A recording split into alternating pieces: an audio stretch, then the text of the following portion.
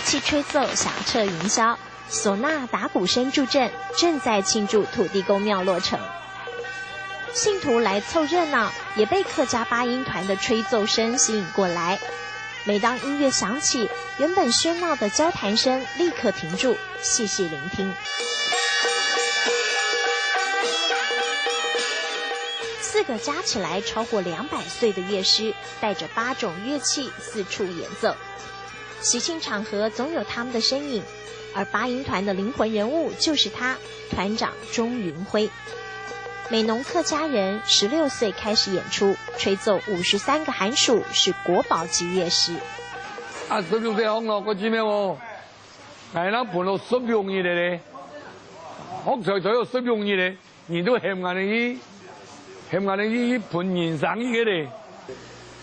钟云辉不是科班出身，也看不懂五线谱。当初受到盲人师傅的影响，在吹奏唢呐时总是戴着墨镜，隔绝外界的干扰，专心用耳朵聆听，演奏出和谐的乐章。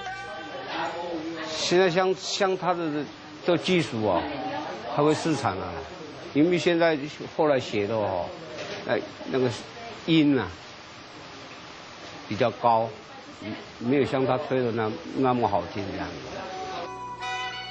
没有歌词演唱，只有乐器吹奏，柔和悦耳的声音，外国人听见了。4年前，八音团走出台湾，前往瑞士表演。我吹的东西他们又不会听，都不知道，感觉你开始吹的时候到结束，怎么这么整齐啊？他们都打破的。说这客家来的八音团是台湾之光，一点也不为过。但是传承接棒成了棘手问题。我教他还没有可以，还不能出去，他都出去了，他是害我的名字嘛。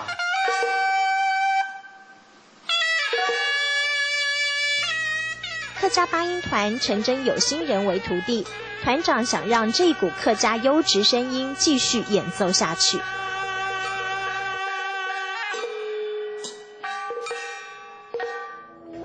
庙城前的热闹，总看到钟云辉的身影。